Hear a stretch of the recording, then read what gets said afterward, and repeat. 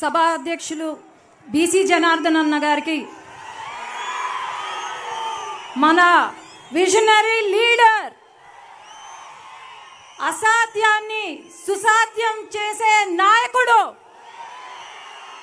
ఎల్లవేళలా ప్రజలతో మమేకమై ప్రజల కోసం కష్టపడే నాయకుడు, పట్టు వదలని విక్రమార్కుడు, పార్టీ అధినేత గౌరవనీయులు శ్రీ నారా చంద్రబాబు నాయుడుకి స్వాగతం తెలియజేసుకుంటున్నాను.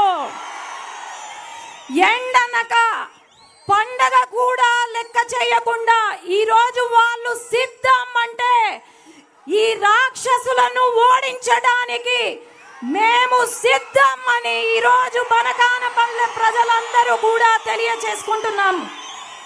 అలాగే ఇక్కడికి వచ్చేసిన తెలుగుదేశం నాయకులకు, జనసేన నాయకులకు, ఎంఆర్పిఎస్ నాయకులకు, భారతీయ జనతా పార్టీ నాయకులకు ప్రతి ఒక్కరికి శిరస్సు వంచి నమస్కారాలు తెలియజేసుకుంటూ, 5 సంవత్సరాలు రాజన్న రాజ్యం తీసుకొస్తానని చెప్పారు. ఇది రాజన్న రాజ్యం కాదు, రౌడీల రాజ్యం, రాక్షసుల రాజ్యం. మనకు చంద్రన్న రాజ్యం కావాలా లేదా రౌడీల రాజ్యం కావాలా? ఒకటి ఆలోచన చేయండి. 5 సంవత్సరాలు మనకు న్యాయం జరగలేదు. రైతులకు నీళ్ళు ఇవ్వమంటే రైతులకు నోటీసులు పంపించి పంటలు వేసుకోవద్దని చెప్పారు.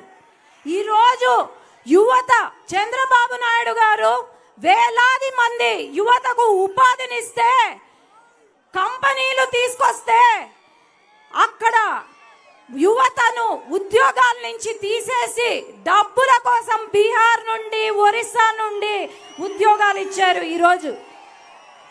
ఈరోజు డెవలప్మెంట్ అయితేనేమి, సంక్షేమం అయితేనేమి, కేవలం తెలుగుదేశం పార్టీ ఒక్కటే.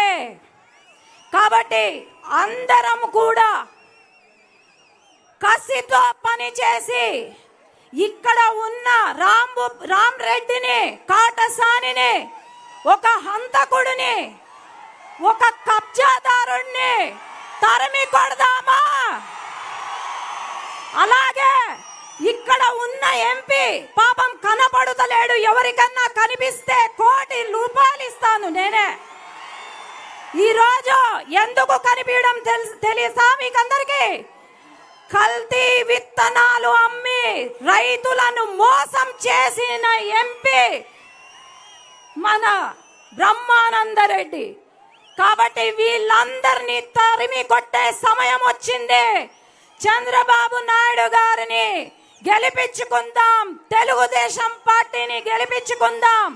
జై తెలుగుదేశం, జై